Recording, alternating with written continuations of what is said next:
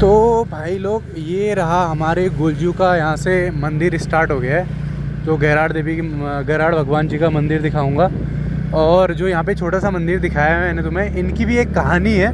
अब वो कहानी ये है कि बोलते हैं कि जब गुलजू के साथ एक दुर्घटना घटी थी कि उनका जो सर काटा था वो सर यहाँ आके गिरा था। ऐसे कुछ कहानियों में बोला जाता है, पर रियल क्या है मुझे भी नहीं पता है। कभी अगर इनके बारे में पता लगे तो मैं रियल कहानी आपको गुलजू के बारे में बताऊंगा अपने दादाजी के साथ बैठ के एक दिन। पूरी कहानी उनसे सुनूंगा, जो भी अगर उनको याद होगा तो मैं दिखाता हूँ आपको आगे गैराड़ मंदिर, जो हमारे गुलजू, हमारे कुल देवता है। हमारे गुलजू, उनका मंदिर दिखाऊंगा मैं आगे। बने रहे मेरे ब्लॉग के साथ। ये जो आपको पूरा जंगल दिख रहा है ना, इधर चीड़ के जंगल, चीड़ के पेड़ जितना भी दिख रहा है, ये सारे हमारे गुलजू के। ये इधर हमारे गुलजू अपने घोड़े में बैठ के और अपनी एक हाथ में बांसुरी और कंधे में फरसाण लेके, बोले तो रमट बोलते जिसको पहाड़ी में, वो लेके इन जंगलों में घूमते थे भाई। और उनके साथ भैंस, गाय, बकरियां सब रहती थी, उनको चराते थे वो। अब ये इस मोड़ के बाद मेरे ख्याल से जो हमारे गैराड़ भगवान जी है वो उनके दर्शन होंगे। तो नहीं भाई, आगे एक मोड़ और है, ये मोड़ नहीं है, मैंने सोचा ये वाला मोड़ है, वो भी ऐसे ही मोड़ है।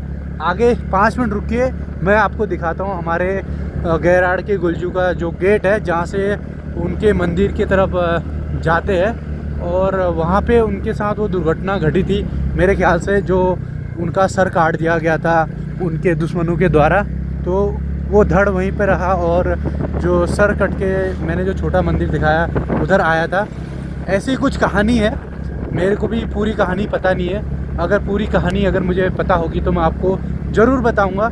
मैंने बोला कि दादाजी के साथ बैठ के बताऊंगा, पूरी बताऊंगा मैं आपको। तो भाई लोग, ये रहा वो मोड़, जिस मोड़ के पास हमारे गुलजू, जो हमारे कुल देवता है, देखो गैराड़ मंदिर लिखा है इधर, गोलीजू का मंदिर।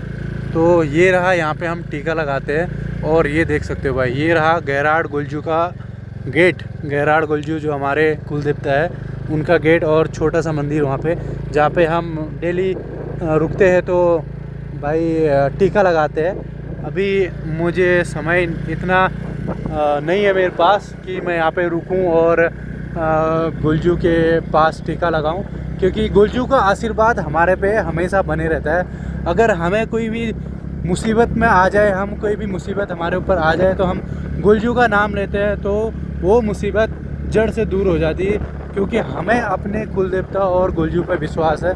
ये पूरा जंगल, पूरा जो उत्तराखंड और बोले तो विश्व गुलजू का है भाई। गुलजू हमारे कुल के देवता है, ये बात है भाई गुलजू की हमारी। और इनकी बहुत बड़ी बड़ी कहानियाँ हैं, जिन्होंने भाई काठ का घोड़ा, लकड़ी का घोड़ा, उसको असली घोड़ा बना के चलाना सिखा दिया था भाई। उसको चला दिया था, पता है, लकड़ी के घोड़े के ऊपर बैठ के लकड़ी का घोड़ा चलने लग गया था। इतनी शक्ति थी हमारे गुलजू के पास। उनकी बहुत कहानियाँ हैं, बहुत बड़ी बड़ी कहानियाँ हैं। कभी वक्त मिलेगा तो मैं आपको सुनाऊंगा। और कुछ दिनों के बाद मैं एक मंदिर में और जाऊंगा, चितई गोलू देवता, जहाँ पे बोलते क्या है भाई, मैंने भी अर्जी लगाई थी, बट वो अर्जी मेरी स्वीकार नहीं हुई, क्योंकि शायद मुझे भगवान ने उसके लिए नहीं बनाया गया था। और उससे अच्छी नौकरी मुझे भगवान ने दी, गुलजू ने दी। आज जो तनख्वाह वो लोग ले रहे, उससे तिगुना तनख्वाह मैं ले रहा हूँ। तो चितई गोली देवता बोलते हैं जहाँ पे अर्जी लगाई जाती है। तो भगवान ने वो अर्जी ठुकरा के मुझे दूसरी अर्जी दी अपनी, कि जा तू इस अर्जी पे अपना काम कर, जो अर्जी मैं तुझे दे रहा हूँ। और वो अर्जी स्वीकार करके मैं उस अर्जी के साथ साथ चल पड़ा और अपना आगे का जीवन बिताने लगा। तो कुछ दिन के बाद 24 तारीख को मैं चितई गुलजू के मंदिर में जाऊंगा और वहाँ के दर्शन मैं कराऊंगा। और ये रहा यहाँ पे बिनसर, और इधर बिनसर कैलाश बोल, छोटा कैलाश, इधर शिव जी का मंदिर है बिनसर में। आपका स्वागत है। तो बिनसर में यहाँ पे सब जगह लिखा हुआ है, यहाँ से बिनसर का लिखा है सामने बोर्ड। तो बाघ, चितई वगैरह, चितई क्या बोलते हैं उसको, चीतल, बाघ और सारे जंगली जानवर, हिरन, आपको सब मिल जाएंगे इस बिनसर में और रहने के लिए, खाने के लिए। और बिनसर में अंदर जंगल में जाओगे तो आपको बहुत अच्छे अच्छे रेस्टोरेंट भी मिल जाएंगे। और वहाँ पे कोई सुनी करके नाम है, अगर उससे मिलना होगा तो वो भी वहाँ रेस्टोरेंट वगैरह चलाता है, गाइड वगैरह करता है। अगर कोई बाहर से आता है तो उस लड़के से मिलो, सुंदर सिंह नाम है उसका, बोरा, सुंदर सिंह बोरा। काफ़ी अच्छा लड़का है वो। तो मैं एडवर्टाइज़ नहीं कर रहा हूँ, उससे मिले हुए मेरे को कम से कम 2013-14 में मिला था मैं उससे। उसके बाद नहीं मिला मैं उससे। मैं कोई एडवर्टाइज़ नहीं कर रहा हूँ उसका, क्योंकि वो अच्छा लड़का है, मैं जानता हूँ उसको। तो भाई, तो मैं कहाँ था, गुलजू के पास। तो हमारे चितई गुलजू है, वहाँ पे सब अर्जी लगाते हैं। कभी आना है चितई गुलजू के पास और अपनी अर्जी लगाना, और वहाँ देखना कि कागज़ में एक कोरे पन्ने में अर्जियाँ लिखी होंगी लोगों ने, और वो अर्जियाँ स्वीकार होती वहाँ पे। कोई अपने लिए औलाद मांगता है, कोई अपने लिए नौकरी मांगता है, कोई अपने लिए अच्छा परिवार मांगता है। भाई मैं तो यही मांगूंगा कि खुश रहे वो सब लोग जो गुलजू के दरबार पे जाते हैं, और भाई हमारे गुलजू भी खुश रहे हमेशा, जो हमारे लिए अपने कष्टों को सह कर भी हमारे कष्ट दूर करते हैं और हमारे साथ बने रहते हैं। बोलो गुलजू की जय। और इसी के साथ इस ब्लॉग को मैं यहीं पे भाई समाप्त करता हूँ, और आगे को ब्लॉग बनाते रहूँगा, क्योंकि अभी तो गांव जा रहा हूँ, तो वहाँ के ब्लॉग में दिखाते रहूँगा आपको कि गांव में क्या माहौल चल रहा है, कैसे चल रहा है, क्या आजकल फल फ्रूट हुए हैं, क्या आजकल सब्जी हुई है। तो ब्लॉग में बने रहिए प्लीज़। मेरे ब्लॉग को शेयर, सब्सक्राइब, लाइक ज़रूर करें।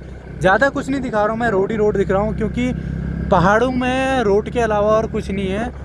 सिर्फ घर है तो दूर दूर है, और रोड तक चलने में उनको कम से कम 500 मीटर, 1 किलोमीटर लग जाता है।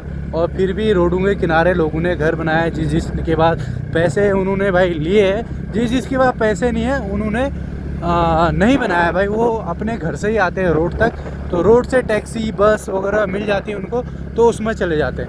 तो धन्यवाद मेरे ब्लॉग को देखने के लिए। फिर मिलते हैं आपको नए ब्लॉग में, नए